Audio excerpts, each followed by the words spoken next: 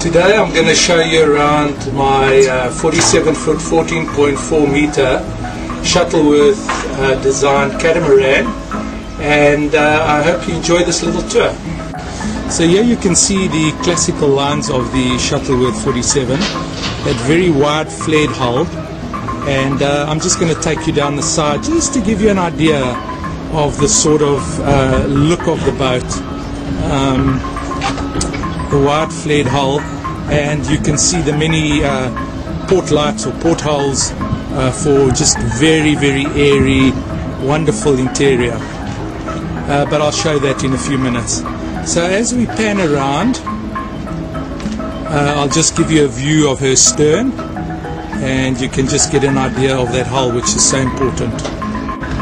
I'm on the starboard side now, and I'm just going to take you for a brief tour of the rudders, the dive platform, and just so that you can get a feel for the stern of the boat.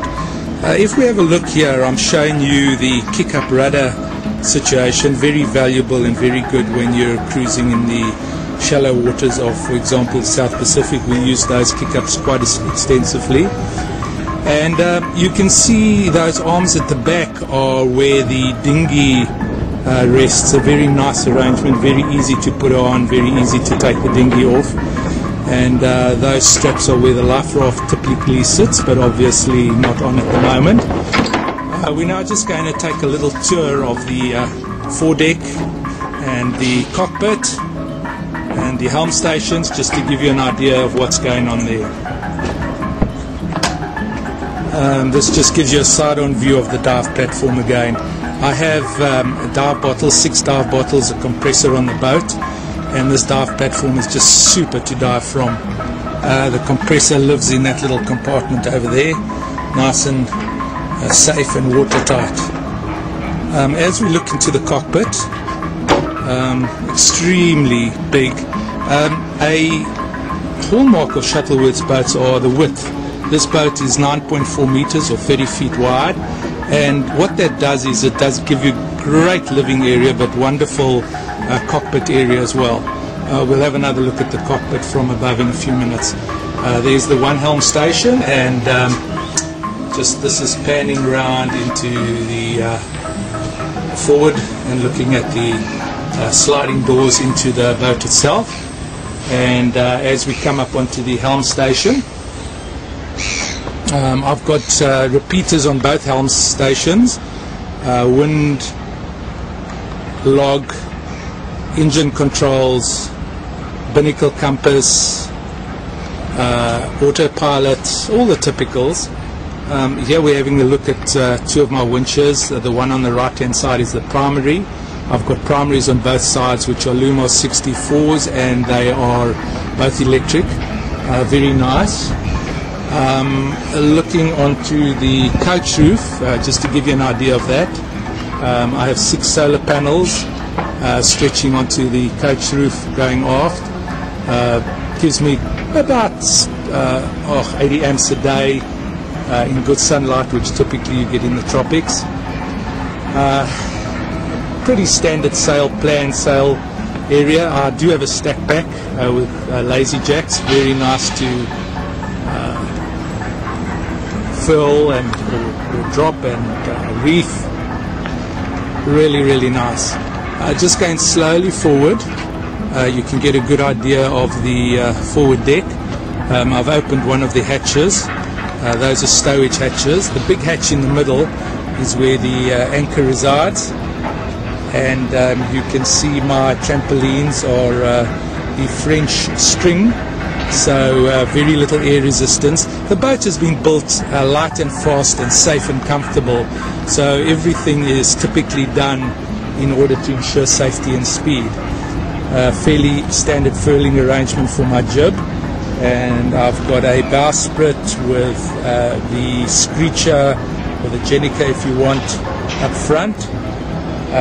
One nice arrangement I've got is, and I designed this with John, is a self-tacking jib. So you can see my self-tacking arrangement over there. It gives a smaller jib, but this boat's so fast but quite frankly with a small jib I'm getting everything that I need. This is looking aft. You can see the coach roof. Again, you can see all of the saloon windows giving lots and lots of light. Yeah, that's about it on the foredeck. Just this pans across and gives you an idea of the deck looking aft.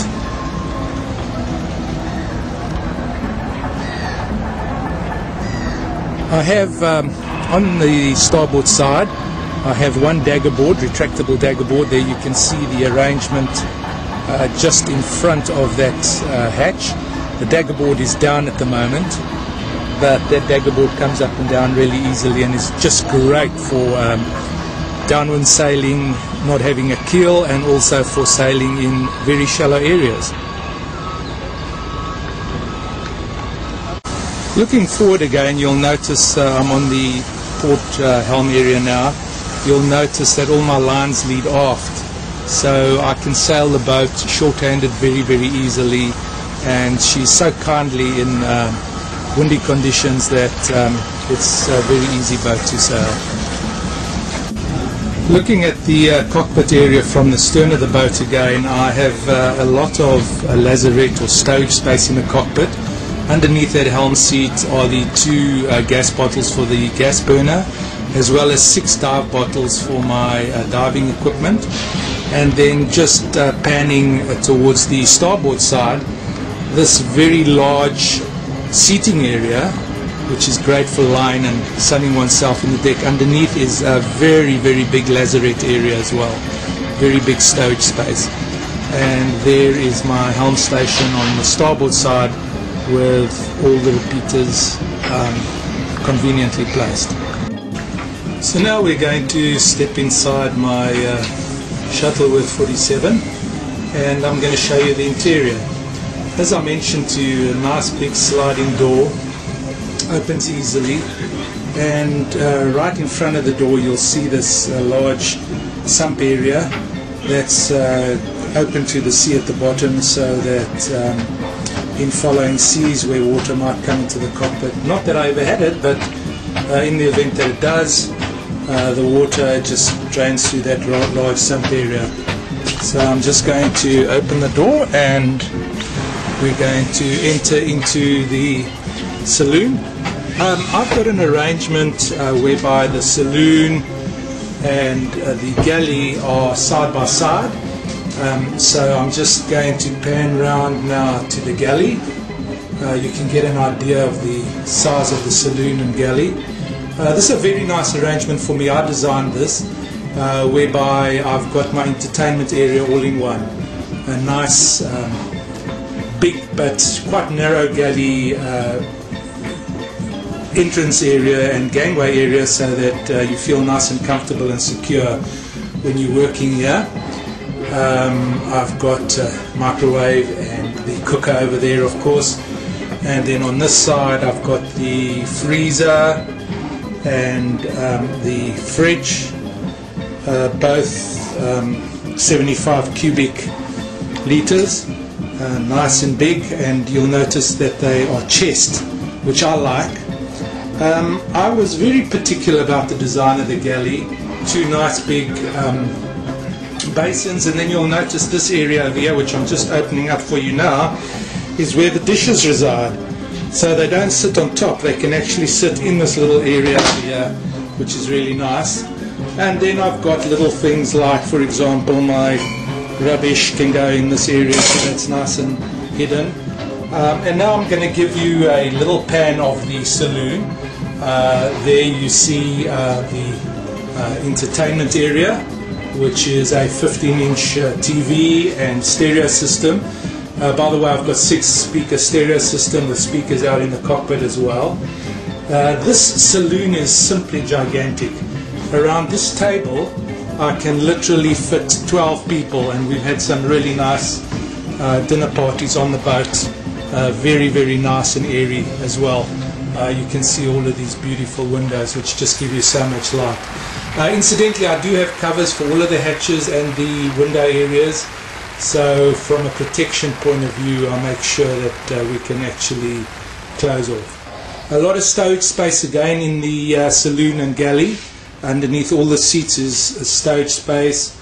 Underneath the saloon table is stowage. Oh, by the way, there is my life raft. I've just stowed it in the saloon.